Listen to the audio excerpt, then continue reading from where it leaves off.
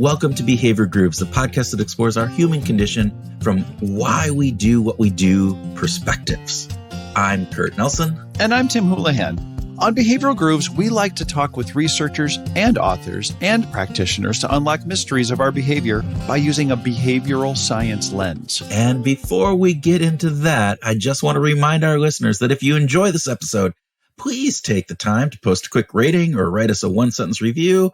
It really, really does go a long way in helping other people discover our podcast. Like a recent note we got on Apple Podcasts from our friend and guest, Professor Vanessa Bonds. Thanks for those kind words, Vanessa. Yeah, it warms our hearts. It makes us feel significant. It does. All right. Referring back to our other episode with Dr. Kurlansky. And if you want to amplify your support of Behavioral Grooves, you can check out our Patreon page and share a little bit of your monthly latte budget with us. Who has a latte budget? Is that really a thing? Uncle Google says it is. Oh, Uncle Google. Uncle Google. You don't believe everything Uncle Google says, do you, Tim? Well, all right. No. Okay. So on this episode, we're always interested in talking with people who are doing good work in the world. And our guests today are doing just that. Yes, they are. And I say they because we have two guests in our discussion today. And the first is David Burke, and he is the Chief Program Officer at Team Rubicon, an organization that was founded by U.S. Armed Forces veterans in 2010 with the purpose of voluntarily joining together as vets to work on what they call missions in the aid of regular citizens who are suffering because of natural disasters. It's a very cool story of how they got going, but to think that today they have more than 170,000 volunteers is amazing, especially in a world where volunteerism is on the decline, not on the rise. Yeah, very, very true, Kurt. Our second guest today is a past research colleague and a friend of mine, Patti Norberg. Patti is a researcher and professor of marketing at Quinnipiac University. And isn't that the university that does all of the political surveys during all those election cycles, Tim? Oh, yeah, it is. It is. But Patti's work has always been focused on behavioral science topics like how marketing messages impact consumers or how the way prices are displayed on products impacts our perception of value. She's super clever and super curious. She's also served as the editor-in-chief of the Journal for Consumer Marketing, which is a whole other conversation. But in this case, and that is the case of Team Rubicon, she's been trying to understand how volunteers feel when they band together to work on these projects. Does it help them live better lives or does it hurt them? Yeah, you'd think that getting a bunch of veterans together in natural disaster zone could easily trigger PTSD. So it was a good thing for Team Rubicon to invite Patti to come in and study the situation. But counterintuitively to what we might think or have thought, what Patti found in her work is that psychological well-being and resilience actually improve with these volunteers when they go on these missions, that they become more resilient overall because of the missions with Team Rubicon. Yeah, it's really cool. Now, researchers have known for some time that volunteering can improve a volunteer's optimism and a sense of connectedness to the world. But Team Rubicon is not just your average food kitchen or clothes closet or, packaging meals for hungry people. Like Team Rubicon is a very specific group of people going into very dangerous situations to help those in need after natural disasters strike. So it's really great to have this research to demonstrate that it's not only doing good for the recipients, but also for the volunteers. In our conversation with David and Patti, we'll talk about the design around the founding of Team Rubicon, the importance of resilience when it comes to mental health and psychological well-being, how the culture of Team Rubicon positively impacts those things, and where Team Rubicon is headed next. So with that, Groovers, we hope that you sit back with a warm cup of well-being through volunteerism and enjoy our conversation with David Burke and Patti Norberg.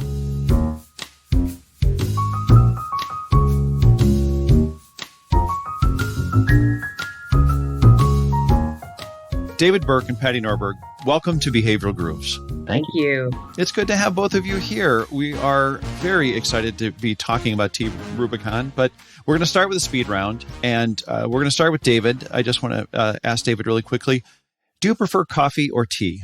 Coffee. Oh, nice. I saw you had a cup earlier, so I saw that. Yeah, could have been tea. It could have been tea, but I assumed. All right. Could have been tea. Patti, how about you? Coffee or tea? Coffee in the morning, tea in the afternoon. Oh, you're one of those international types. Fantastic. All right. David, dinner with your favorite musician or favorite actor? Musician. Tim will like that very much. All right, Patti, gonna ask you the same thing. Actor, musician. All right. Does anybody come to mind, just real quickly, a musician when you think about this? Like, who is there someone that just like, I would really love to have dinner with, fill in the blank? Pink. They have to be alive?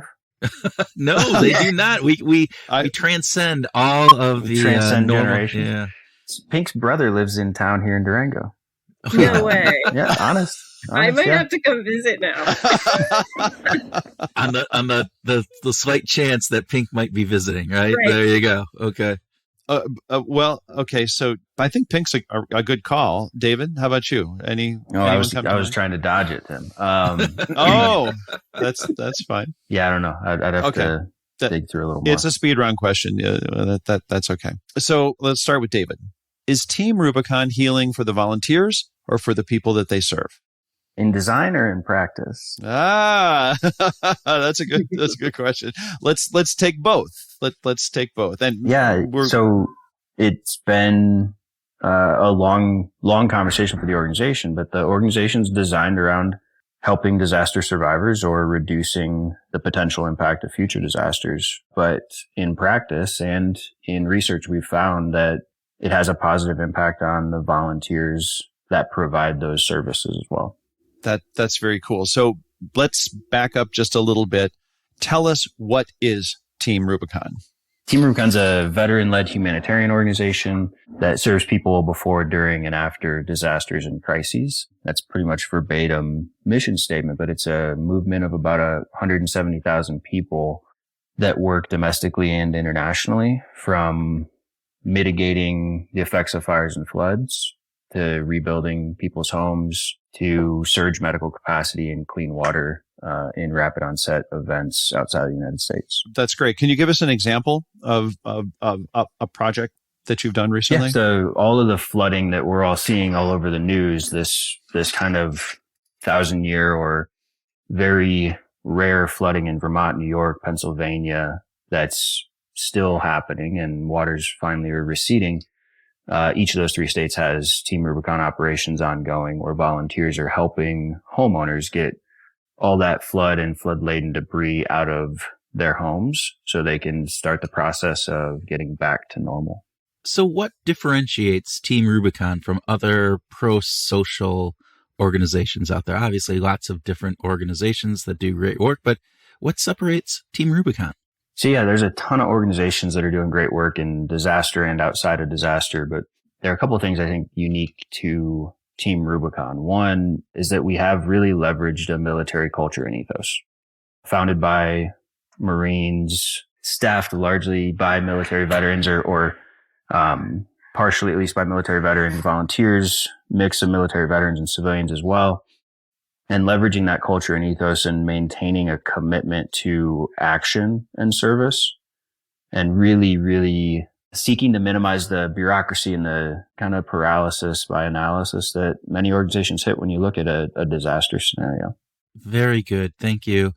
Is there anything when you think about that really helps in the delivery of this, as you're thinking about that military background, the military kind of element, forgoing all of the red tape and some of the bureaucratic components that going in there? How does that help for people on the ground in these disaster areas and situations? Yeah, I think, Kurt, the unique background and experience that military veterans bring is usually a blend of training and real life deployment experience that is in an environment where you do not have everything you need, either to be safe or to complete a mission or to really address a challenge. Mm-hmm. And that understanding of austerity and understanding of picking a starting point and just moving and not waiting for the perfect solution or all the tools to reveal themselves. I think that mindset that carries through from our military members, veteran members, translates to faster action and a starting point for a disaster survivor. If you're standing in front of your home and it looks like something you've never seen before, or just the shell of what you used to love and live in, it might be hard for you to pick a point to start. Mm-hmm. If someone walks up and says, "Hey, we've done this a few times. Are you cool with some help?" and just gets that family started on the course to recovery, that first step might be the hardest one. And so that part of the mindset, I think, is good. And then these environments are inherently risky. Military veterans are trained and experienced in managing risk and making risk-based decisions and understanding when something's worth a risk and when it's not, and when we should slow down and make sure we do have the right tool or the right equipment or a safer approach. And that balance is very important for an organization as we grow, to not put people in harm's way, because that changes as organizations grow, obviously. Yeah. No, that's fantastic. Thank you, David. Yeah, the kinds of things that you're sharing here, David, are not just observational. These are things that you haven't just like, oh, this is kind of what we do, but you've backed it up by research. And I want to bring Patti into the conversation here to start share some of the things that you're learning from a research perspective about the volunteers themselves. Maybe we could start there. And why is this volunteerism different, I suppose? I think part of what makes Team Rubicon different is the fact that they not only are interested in improving the lives and well-being of the people they're helping that have lost their homes and lives, et cetera, but of the volunteers themselves. And if you look back at the original, kind of the founding of the company, I really encourage anyone to read it. It's an amazing story. And it really was built on this: how do we bring military veterans back into civilian life and maintaining that sense of purpose, sense of identity, sense of community. So the research that I do with Team Rubicon is really kind of housed there. Are the military veterans that are coming into Team Rubicon benefiting from their experience? There are alternative hypotheses that would argue, and have argued, that deploying military veterans in disaster situations isn't necessarily beneficial to them. Everything that we've found and studied since at least I've been there in 2017, it demonstrates that they absolutely do benefit from engaging in these types of recovery missions. We measure and have been measuring since 2017 impact on both military and their side-by-side civilians on these missions, their resilience, psychological well-being measures, satisfaction with life, resilience being kind of the one that's been measured consistently since probably 2016, actually before pre-me. And so we've continued to have evidence or compile evidence year over year. Some of this we've presented, demonstrating that post-deployment, members do feel a stronger sense of resilience, or volunteers, as compared to pre-deployment. And that not only is demonstrated or shown for military veterans overall, but if we look at the subgroup of those who have experienced PTSD and other trauma from military experience, they also benefit. That's fascinating. Going back to that speed round question, and David, I think you kind of answered it there in just your reframing of that question. Is this outcome more of just a happy, lucky kind of outcome of the actual work that you're doing, or was it designed into somewhat part of that initial thought of Team Rubicon at its founding? And I'm guessing it was maybe a little bit of both, but probably more of the first than more of the latter. But help me understand that. Well, no, it's a great question, Kurt. I think that it is a little bit of both. It's a little bit of happy outcome, secondary impact. We've named it a bunch of different things, but it is something we put a ton of focus on. Mm-hmm. Volunteerism across the country is shrinking, not growing. So to start a volunteer-based organization in 2010 and grow over those 13 years to 170,000 registered volunteers, we're doing something that is resonating with a population and bringing them in. To maybe go back a little bit into Patti's explanation where the research started, we had early on received funding from a lot of veteran-based organizations, not folks that were interested in disaster relief. And from the founding said community purpose and identity are things that dip when you take a uniform off. And a lot of jobs don't offer a lot of all three, or maybe only one of them. A lot of community is lost when you don't have a unit that you're assigned to. Identity can be challenging if you wore a uniform with your name tag and your service insignia and you knew it's just a different environment, and it's hard to replicate. If you're told the most important job you'll ever have is when you're 18, how do you expect to transition out and find satisfaction? So the opportunity to serve others, even if it's only a few days a year or a week a year, helps kind of fill up some of those buckets. And that was a theory early. And we had another researcher, not Patti, who we've been working with for a long time, but we had another researcher who said, guys, I think if we study this, you're going to find out you're triggering PTS and you're doing more harm than good. And our CEO at the time and founder, Jake, said, you know what, Mike, if that's the case, we'll close the doors or we'll change the organization. And so the commitment to make sure we weren't doing harm to the people that are the agents of the mission, has been ever since the idea of research was brought into the organization. So there's some design to it, but it's also a happy outcome. And it's not limited to veterans. Our civilian members report very similar findings back as we do this research. So looking at it from a big picture perspective, serving someone less fortunate than you are is probably good for everyone. Finding that opportunity, that outlet for service in your life, I think is a positive for almost anyone. I just have to ask, to what degree did you anticipate this kind of response? I mean, to have 170,000 people, engaged, it sounds remarkable, And I don't want to be misleading at all, Tim. The engagement rates are that's what voluntary activation is, right? Volunteer organizations, in order to reach the mission you want to, the numbers have to get big because, you have kids and you have a dog and you have a job and you have a family, and volunteering has to fit in that. So we go big to make sure we can do as much work as possible. So the engagement rates vary year to year and, quarter to quarter. But no, we did not anticipate this scale. I've been with the organization since 2013. So not from the founding, but even then we had projected maybe getting to 100,000 people and thinking that would have been like kind of the end of something. And, it's hard to envision stuff, from early days, but no, we did not anticipate quite this scale or this resonance with population. It is, but I want to get back to some of the mental health research that you're doing, that you've got mental health professionals involved with the teams. Is that correct? As part of our international team, part of the international work we do is an initiative from the World Health Organization called the Emergency Medical Teams. It was actually born out of the earthquake in Haiti, the same event that our organization was born out of.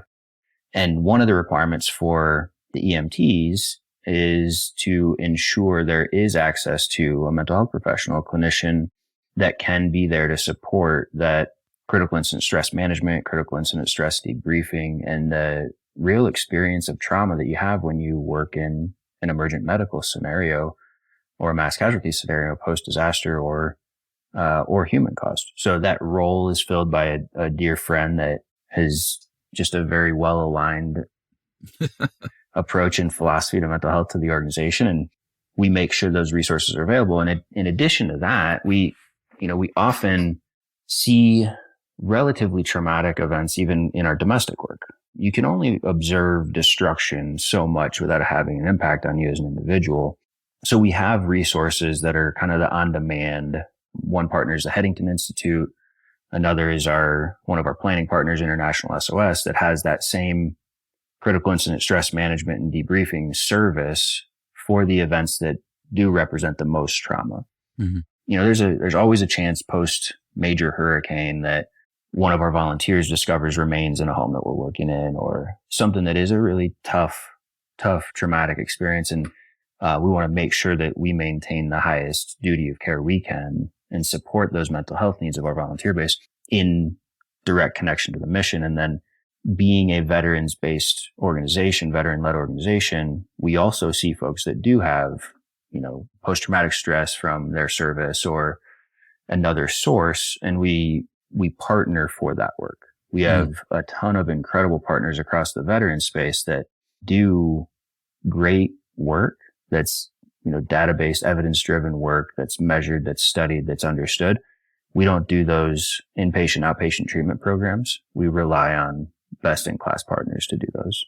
So digging deeper on that, because David, I think you mentioned earlier that one of the original researchers you had on this was worried that doing this, particularly for people who have had that, may trigger some of that PTSD, right? So within that, this is a question for both, I don't know, Patti or you.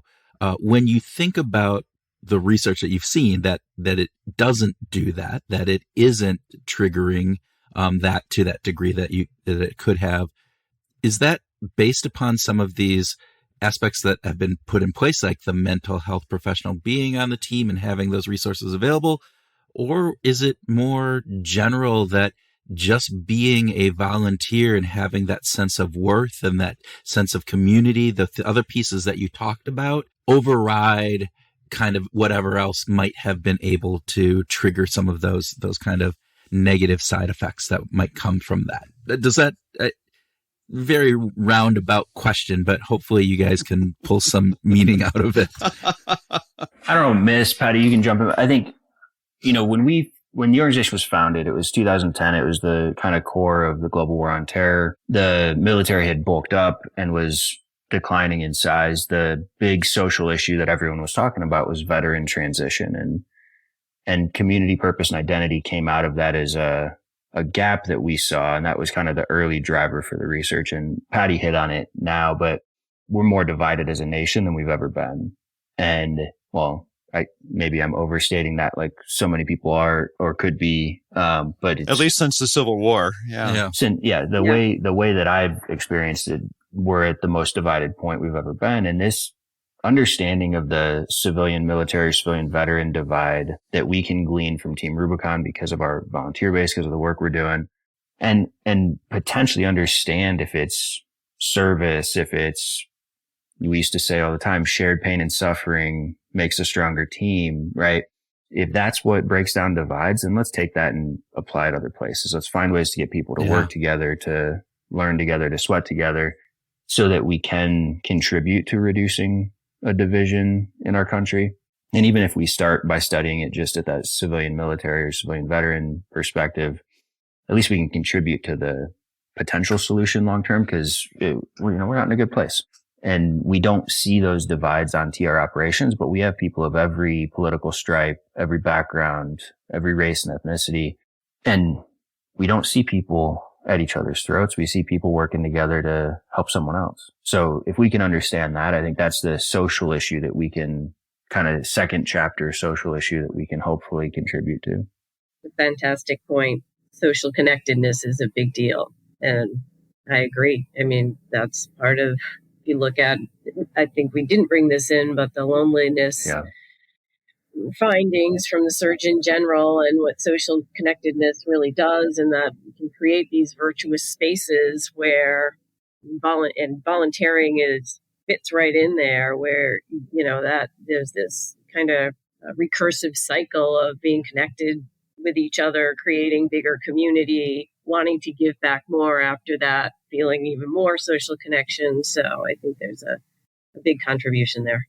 I think since we've been, kind of measuring this since 2017 and refining those measures of, are there these improved outcomes in psychological well-being areas and in resilience, the organization was different. It was smaller. The partnerships that David's talking about weren't all in place at that time, and we were still seeing these improvements. And as we were able to get at causality, are the things that Team Rubicon really influencing resilient, or are they just hiring resilient volunteers or engaging resilient? There is some of that. I'm not going to say there is not some of that, but we do still see the change in resilience measures. So I would have to say that more generally, there is an improvement, and these partnerships and support systems would only, support that and probably, strengthen those areas of improvement, even if you get to that, N of 1 or 2 in a particular disaster mission. Yeah. And I'll add a little bit to it, Kurt, that I think we've designed an inclusive, supportive culture. Yeah. And there's there's 7 cultural principles. The one that always lands in the middle is get shit done. And people are, hard charging, type A, and they do a lot of great work. But at the end of every day on an operation, there's some kind of debrief. Mm-hmm. And we've talked about the debrief in every way possible. We learn from it operationally. We learn how to improve tactics. We learn what risks showed up, then how we're going to avoid them the next day. More often than not, it becomes a massive decompression. That's not just the trauma or damage or destruction or help that you provided that day, but that conversation continues on and it creates a connection, or it creates an opening for people to share some experiences they had that they were reminded of today, or that they experienced previously, and with an environment and with someone that they just busted their ass next to for a day and sweat and maybe bled and, just worked really hard on something that wasn't theirs and was not going to benefit them personally for the next weeks, months, or years, but ultimately benefited them personally then and for a long time to come. And those debriefs, I think, create a positive impact that avoids triggering event, or that starts to create additional resilience in individuals and in the group. So that's part of the design. It's something we managed to keep through the COVID operations. We did virtual campfires when people were helping in really small scale events and didn't have the time to really get together at the end of the day. It was like, show up here, do this, and then go home. So we're reducing the risk of viral spread. And we would get on these, do a Teams call, and people would be able to talk about who they helped that day or what it achieved. And then the stories would kind of flow from there.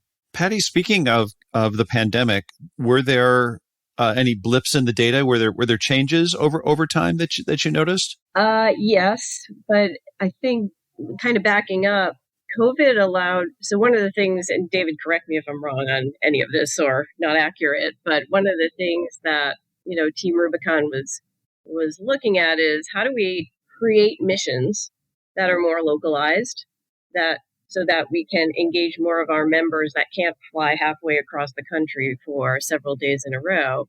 And COVID, I think, really catapulted that effort, where everything was a local mission. And one of the concerns, or one of the things we wanted to look at is, do the local missions kind of do the same things as the big, ones that everybody hears about in the media? Are people, are the members, both volunteers and civilian and veteran volunteers, benefiting from these kind of small localized events?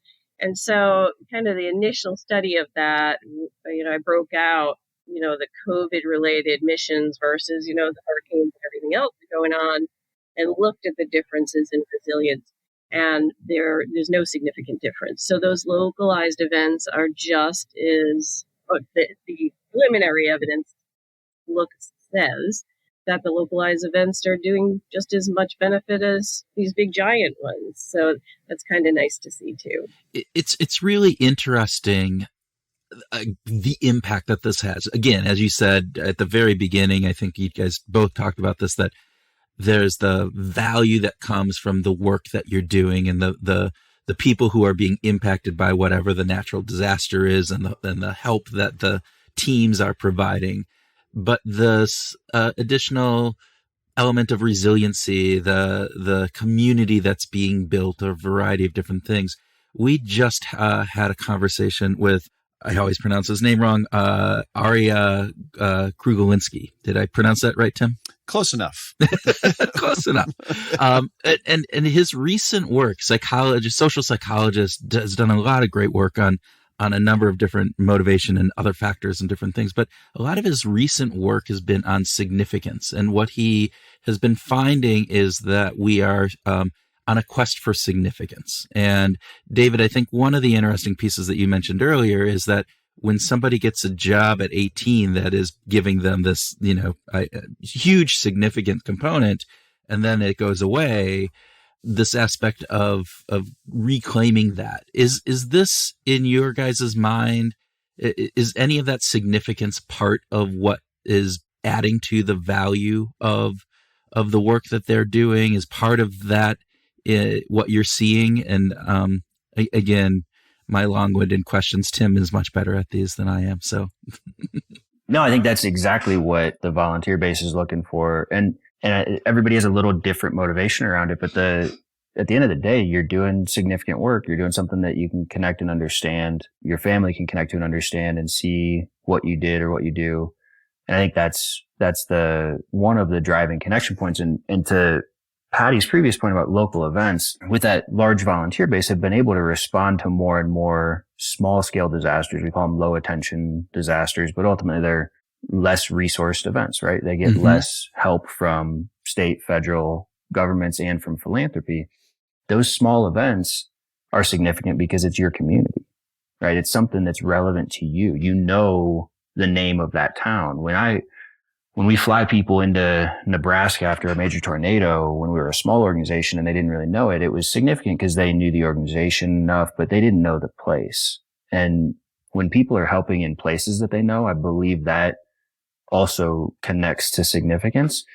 And with the right information, we can share that those families don't get any help. Those families are kind of left out of the broader disaster services system. So your help is even more significant to that individual because they're not getting federal money. FEMA's not declaring a disaster after a small flood or tornado. They can't do everything, but that family suffers, more greatly or differently. And that little bit of volunteer help can make a huge difference. I love that. That's fantastic. That is. Patti, I want to get back to, from a research perspective, you and I have a long history in doing research together. And I know that when I've been working with you, that one research question, as soon as that starts to emerge as sort of being solved, it tends to lead to more research questions. Yeah. And I think there's part a of bunch. there's right. So I guess part of me is kind of curious about, what do you feel like you've got a pretty good handle on, and what's next? I think we have a pretty good handle on the impact of engaging in disaster response on volunteer well-being, and that it's favorable. I think we have a great handle on that. Team Rubicon has a bigger research agenda. Part of it is on the client side itself, those who they're helping. And my work is mostly in the volunteer space itself. And the research agenda has lots of questions that connect to this duty of care that David has mentioned. That's kind of the big thing, and the various ways of looking at that. So we need to delve more into the other psychological well-being measures that we haven't, resilience, we have a nice longitudinal look at. We're using kind of Carol Riff's scale. She measures autonomy, environmental mastery, personal growth, personal relations with others, purpose in life, self-acceptance. And we have some evidence that those well-being measures also seem to be favorably impacted, and typically through the skills that the volunteers are gaining through Team Rubicon. That's been a big push, but also that sense of purpose that a person feels. I think we want to do more cuts in terms of specifically what types of missions are leading to the highest impacts, most favorable impacts, and how can we mimic them across mission regardless of the type of mission. But I think it's all favorable. And the other piece is this mix between military and civilian. And that cross understanding, and mostly from the civilian side, that, when a veteran comes back into civilian life, what's that understanding on the civilian side of their experience? And Team Rubicon focuses a lot on that. And these disaster response missions allow both, civilians and military members to work side by side, veterans to work side by side. So there is that kind of shared understanding or greater shared understanding. So I think our next round is to really start looking at that more, especially as David has mentioned to me in previous meetings, the veteran population, vis-a-vis total population in the United States getting smaller, and the types of missions are different, with technology. So, is that creating less of an understanding from the rest of society about the military veteran experiences. So that's kind of a measure, just not only within Team Rubicon, but something we want to look at probably more broadly throughout the United States as well. It sounds fascinating. David, as we wrap up here, we know the Team Rubicon is working internationally, not just within the United States now. Mm-hmm. But sort of this what's next question, I'm curious about what you see as what's next for Team Rubicon as the organization grows, as the geography grows, and the shape of the missions change. Yeah, I think there's a few things from an organizational perspective that we're really pursuing. One, significant investment in programming will be to actually shift a little bit. We've been rebuilding homes since Hurricanes Harvey, Irma, Maria, the 2017 season that was so awful. But we rebuild homes in all these communities and consistently find labor shortfalls, skilled labor shortfalls, skilled trade shortfalls. And in order to sustain our operations, but hopefully have a broader impact in the trade space, we will be investing in programming there. So skilled trades training programming, that's very much in its infancy. It is tied through our work in rebuilding disaster affected communities, but it'll look and feel a little bit different than a lot of our service delivery does today. And then from a scaling perspective, we'll continue to grow domestically. One big add is to do, it sounds silly because a lot of people, it may not resonate with, we exercise disaster plans.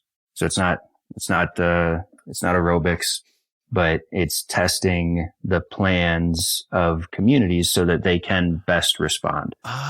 Those types of exercises are required for some federal grant funding, and many communities don't have enough money to pay someone externally to come in and exercise their plan. So as a way that our skilled volunteer base can contribute to community, we will, with certified people through the FEMA system, exercise plans so that small communities can apply for additional emergency management funding and hopefully make their community more ready before disaster. So those are a couple of new programming spaces that we'll be adding in the coming years. It is fantastic. And what I love about where you're talking about where this is going, David, is it seems to me that it's not just about the after the fact, it's the preparation in advance. And that lends itself into not just being prepared for a disaster as it comes, but just preparation for life and other things in general, which has again, an impact on that community in ways that are much larger than what your kind of involvement might kind of partake if you go, oh, you're training X number of people, you're doing X number of things, but that is a compounding, in fact, across the board. And so I just want to say kudos in that and where that's going. And I know, I'm part of a Rotary, element, which is a service organization, but our numbers are, as you said, decreasing across the globe. And so you guys are doing something right. You are obviously finding some of the touch points for volunteers, as well as the value that you're bringing, the significance that you're adding into these people's lives, as well as the great work that you're doing. So just kudos to you. Kudos to you, Patti, just on getting this research, because that I think is also a really huge component of all of this when we think about what it is that we can learn from this, and so that we can go back and make improvements, not just in what you guys are doing, but again, across the board. And thank you for sharing all that. And I think where we're heading with that, I think that's a way of saying, David and Patti, thank you so much for being guests on Behavioral Grooves today. Thanks for having us. Thank you for having us.